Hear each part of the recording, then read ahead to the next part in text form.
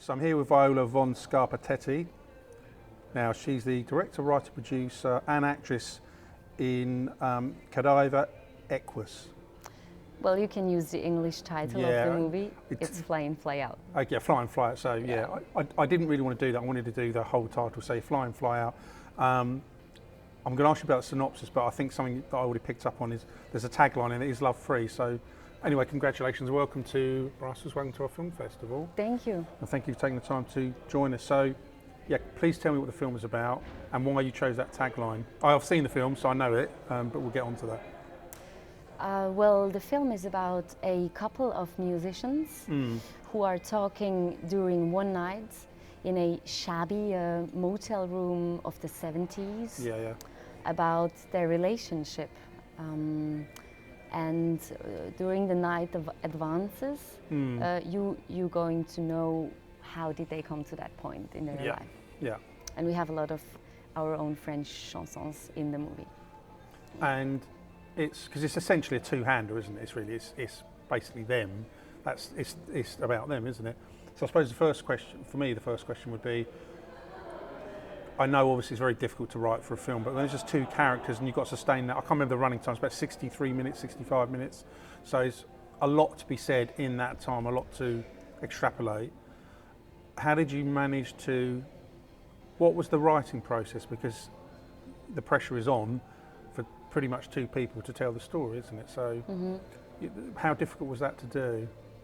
To sustain, I guess, sustain the story is what I'm driving at. Well, what happened is that my co-writer Simon Pelletier-Gilbert, the one I did the movie together with him. Because you play Sarah is your character, exactly, isn't it? Yeah. We're Sarah and Olaf. Olaf, yeah. We have been discussing a lot about what is love for us, how can we live the love that is appropriate to our ages. Yeah. And so basically we wrote a script very fast during a couple of nights and ended up with lots of dialogues and decided to put our chansons in it. So the writing process of the movie was from our side quite simple. But we had then a lot of work to do in the editing. Because we the editing of the script or the film, the editing. The film, yes. Yeah. Because we have we didn't rethink a lot about what we have been doing. It was very intuitive and very deep from our feelings that we know that we could explore on set, pretty precise because we were at home in this sector. And so in the editing, then we saw this cinematographically, we need to work, this nobody will understand, this will need to cut out because we don't explore it later. So the script process, the writing process was short, but the editing process then was very long. Because I'm always intrigued when I talk to filmmakers that wear what I call many hats when you're a writer, producer, director, actress. So, you're obviously involved in the editing process as well, right? Yes. I guess I suppose the question is, when you've got all those details that you're trying to keep control of, and there's overlap, there must be overlap because you're spinning so many plates. But how do you deal with that? Because it must be hard enough to write, it must be hard enough to direct or produce, and act in the film. So is it exhausting? I mean, how difficult is that to do? Because you've got to do all these different things, haven't you? Is it too much? I guess is the question, looking back. Well, looking back, the wonderful experience we had is we had a great team that was so supportive because we have been in a fragile role. We couldn't be the directors, like only looking behind the monitor, and then say what's working, what's not working. We have been very close to our team, and that brought a beautiful experience of it really went well. It's a lot of work, and you don't rest very much. But on set, it worked. It worked well. And of course, I suppose one of the difficulties or challenges, might be a better word, is unlike let's just say, for instance, you were a director, they're directing this film, but you had another actress playing your role. You can see that in live, but what you've got to do is do a scene, pause it, go and look at yourself, and then so you've always got that. Yeah, you've always got that difficulty, haven't you? Yeah, the team had to wait sometimes when I was looking on the monitor and deciding are we taking it or not, and that made that the energy always goes down because they're waiting when you are looking to the playback. Yeah. And so we have been really selective on, are we going to check the take or are we directly going to do another one? So that was a challenge to keep the energy together. Because everyone's waiting, and of course you can't go forward until you've seen what you've done and go, well, okay, that's brilliant. Actually, I don't like that. Let's cut this and we'll do it again, or whatever you're going to do. Exactly. So you've always got that difficult to kind of get over. And does it make it difficult to do that, or does everyone just have to accept that's the way it is and it works out in the end? They had to accept. So when you're writing, just going to get back to the writing. Were you making a conscious effort to the role of Sarah that you're playing? Is that a conscious effort to be moulded around you? I'm sure your life isn't like that. Or is it a conscious effort to make it as far away from you as possible? So I guess what I'm getting at is, are you trying to be as far away from you? Because it's so easy to write something that's really, and suddenly you're going, well, hang on a minute, that's me, and that's not really what I want to do. So was that deliberate either way? Well, as I work as an actress, many roles are mothers, loving or soft woman, which is beautiful and which I love to play. For this part especially, I was very interested in having this woman who is like always, who has a big inner struggle, and she's not beautiful in a way of, she's not a loving woman who's supporting a man. It's not about, I love men. No, I understand what you're driving at though. I can see exactly where you're going. I mean, that's the story, isn't it? That's what you want to portray. I mean, you've decided to make it that way, of course. Yeah, and it went really naturally, because what happened on set is that when Simon, I gave him the first take, and he started to give me something really soft and really beautiful. Right. And then instantly I knew, okay, I have to balance it. Right, okay. And I'll go with a lot of aggressivity. And how much fun is it to do this? I mean, I know I've looked at your resume. I know you've done other work, and I've seen your back catalogue, if you like. Can you define what it's like to do what you do? Or another way might be to ask: is it as joyful as you hoped it would be in terms of anything to do with filmmaking, whether it's a writing or acting or producing, or do you look at sometimes and think, actually, this is like so hard. I love it, but it's so difficult. I mean, how do you feel about it? Well, there were many mornings where I woke up and I thought, this is hell. But no, it was very, very joyful to do this movie. Yeah. Especially because I saw so many aspects of movie making that I could explore and discover, and gave me a lot of understanding of what is a movie, how is it made. What kind of small things a movie needs to live. At the same time, I was very much alone sometimes in the creative process. Yeah. And then, of course, sometimes wake up and you think, I just want to work on something else. But because I suppose you can take over your life. That's the danger, isn't it? I suppose like anything in life. Yeah. But I know particularly with filmmaking. Sorry to interrupt, but having spoken to lots of filmmakers, I know that they are grueling days. And you might, for all I know, you're working from 6 at night till midnight, 6 in the morning till midnight. I don't know how long your days were, but I suspect they were probably very long days. Not just in the shoot, and then pre and post. And I know it's hard. It's really hard work. So, and I'm trying to get a flavour of how hard that was. Was it long days? Was it hard days? Difficult days? Well, of course, if you work for your own projects, you have a lot of liberties. Yeah, yeah. So we can wake up one morning and just take a day off, because it can be creative as well. Yeah. To have those breathing moments where you just let it be and accept how it is, because you can't change your rushes, your dailies. They are a reality that you face, and you see your errors, you see what works, you see what doesn't work. So in this creative process, you have a lot of liberties.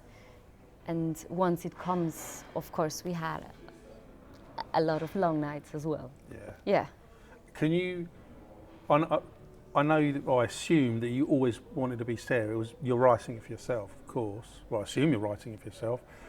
Or did you ever have anyone else in mind? Or is there someone you think? I wonder that you know perhaps how they would have taken. Because each acting performance from someone is going to be different, isn't it? But do you ever look back and think, I wonder if such and such a person had done that, how it would have turned out? I did. I made the experience on another short film. What is it to be a director and not directing yourself? Yeah. And it was very interesting because when you direct yourself and somebody you know pretty well during years, you don't explain everything. And when you meet an actress and ask her to play in your movie, you have to really explain your inner steps, because she needs it. She needs to know where do you want to go, what do you want to tell, especially on psychological or inner processes of your character. So that is for me basically the big difference. That's somehow you need to be really clear when you're not playing in. And if I play again in my own movies, I think I will be pretty clear with my team, because your technical team needs that as well.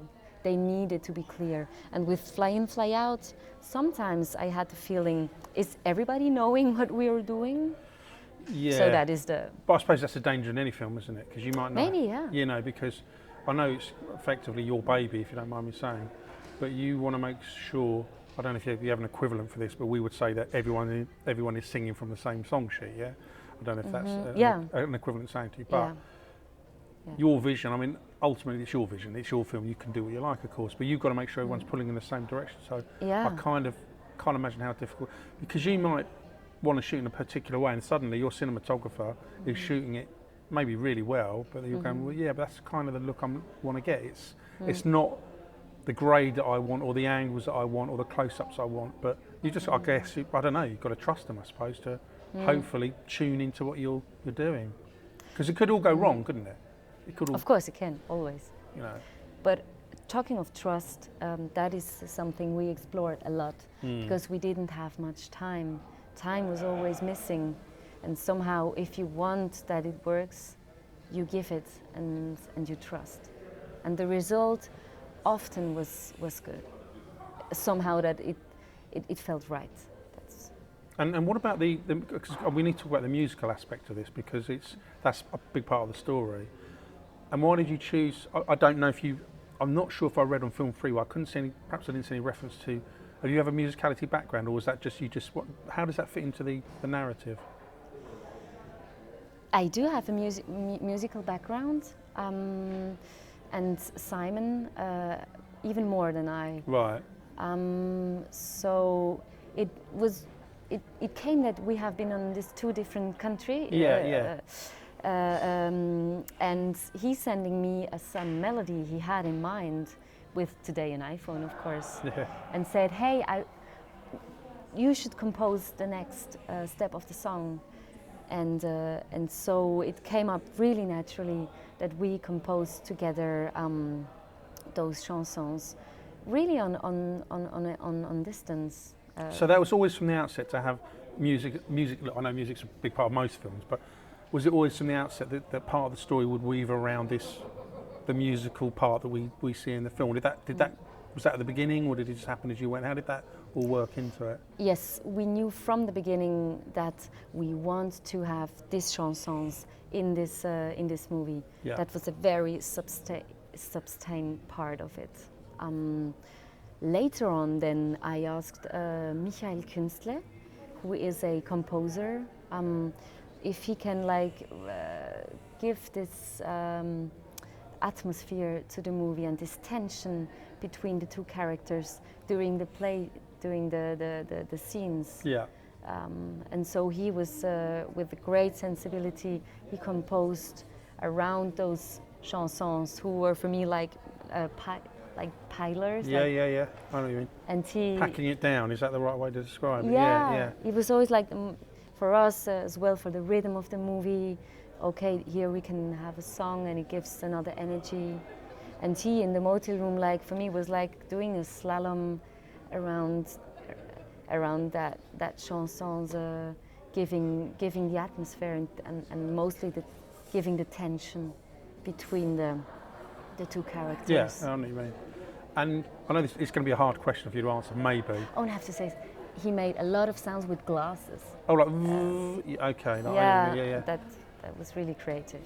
And as I say, I'm not sure. This could be a difficult question for you to answer. Okay, I get ready. No. I don't mean difficult to make you feel uncomfortable. Not that way. I mean just so it's quite straightforward. If you've got to choose one of these things, whether it's the writing, the producing, or the acting, Yeah. you know, is there one that sort of stands above all the others in terms of what you like doing the most? As I come from the acting side, I go for the actors. I go for the really performance. Interesting, because I've asked that before, and a lot of the time the answers come back as writing. Yeah. It's quite interesting to Well, hear you say that. It is such an important part, of course, and even a good actor can maybe help a bad script. It is a difficult question because movie making is really a teamwork. It is collaborative. Always. Yeah. If you lose your people, the love of your people, maybe it can really influence the performance of an actor. And so I think I will always go for the work of an actor because he transports the feeling that the audience needs to get. But of course, if the lighting is bad, if the editing is bad, if the camera is not catching the What you beautiful wanted to- emotion he yeah, gives, yeah. then... Because they say, don't they, 80% of the film is the writing, because it's all built around. Because I mean, like you, I've seen films that are really low budget, but the writing is brilliant. It's a fantastic story. Yeah. And conversely, I've seen films that are like $100 million with the shittiest story you can possibly imagine. Because we've all seen them, right? Because that's just the way that it is. Yeah, of course, yeah. You know, so yeah, I believe that statement. Technique, I think yeah. Yeah, it's got to be the story, isn't it? It's got to be the writing. 'Cause you need to look. Of course, yeah. I mean, I'm pretty sure 99.9% of people can go into watch a film within two or 3 minutes and go, oh no, this is just not happening, you know, because we've all experienced it. Anyway, so what's next? I know this is all about this film, but what are you doing after this? Have you got many projects? I work as an actress for now. I'm like going home a bit, Yeah. but I'm writing on 2 features. Yeah. Right. And one is One's a rom-com, don't tell me. one is maybe it's going to be the what's happening next to my 2 characters. I did wonder, I was going to say, you know, the sequel, but that's going to be tough, isn't it? Because, I mean, well, you've got to, there's another arc to think about, I guess, isn't there? Well, what I regret the most is that I wanted to put more humor in it, and I was so happy today that the audience was laughing, because that's somehow what I wanted. But anyway, so I enjoy having a lighter side. Honestly, I think writing comedy is the hardest thing. Oh, it won't be a comedy. No, but I'm just saying to write any comedy in a film, comedic lines, I just think is the hardest thing to do. Yeah. Because a joke, I've always said that something you think is funny, and you play the line, and someone they're not laughing. Why aren't they laughing? Because their humour's different. It's a hard thing to do. Yeah. You know, to do that. Sorry, interrupted. Yeah, you were saying. So one's a potential sequel. That's interesting. My first experiences as a writer was our distributor actually has a production company as well, and he runs a film festival. And we met at his film festival, as I did a hip hop music video. Yeah.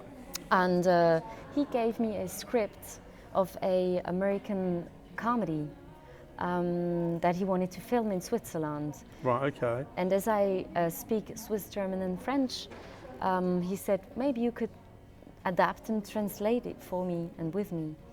And I've read it and I laughed a lot about what's happening to a young woman who is discovering that she's in love with women and her father is over-controlling. Oh, right, okay. And it's a comedy, yeah? And it is a comedy. Right, okay. And that's how I entered into writing, basically. Right, oh, okay. So you've got a potential sequel, and what's the other one you're looking at as well? Well, I have two treatments. I always choose hard subjects, maybe. Challenging, okay. Yeah. One is about abortion. Right. And the other one is well, I filmed a short movie of a father-daughter story, and we're in post right now, and yeah, that's. You don't have to tell me too much, so that's absolutely. Yeah, fine. yeah. I can. I mean, the father-daughter story is basically an actress who is at an audition, and to be able to play the role that she's asked for, she needs to face her own relationship with her father. Right. Okay. So the director, my part who's playing the director, is pushing her to go and look where she can't because it hurts too much. All right. Wow. Yeah. It kind of, we had it, I don't know why, but we had, it kind of reminds me of this film that we had in a festival that I was at a few years ago. It was such an interesting story. It's a two-hander, Yeah. father and son, Yeah. and they hate each other. They really can't bear each other. The son's gay, but what happens, he goes into one of these chats, I don't know. Chat rooms. A chat room, yeah? Yeah. And he strikes up a relationship with this other guy, and they're getting on really, really well. A gay chat room. Okay. And they've got so much in common, and they eventually want to meet, and they end up meeting, and he meets his own father. That's the twist of the story. Wow. Yeah, and I sort of thought, when I saw it, I was like, what a brilliant story. I mean, see, now you're thinking, that's a great story, isn't it? It is, yeah. Such a simple thing. And I was like, why has no one done this before? But yeah, it was just something that stuck with me. It's a really brilliant film as well, short film, but it reminds me of the story you're telling me. Obviously, it's a father-daughter, and I get that, but yeah, it was interesting. Listen, really well done. Thank you. Thank you so for much. Your time. That was lovely. Thank you for inviting us. No, you're more than welcome.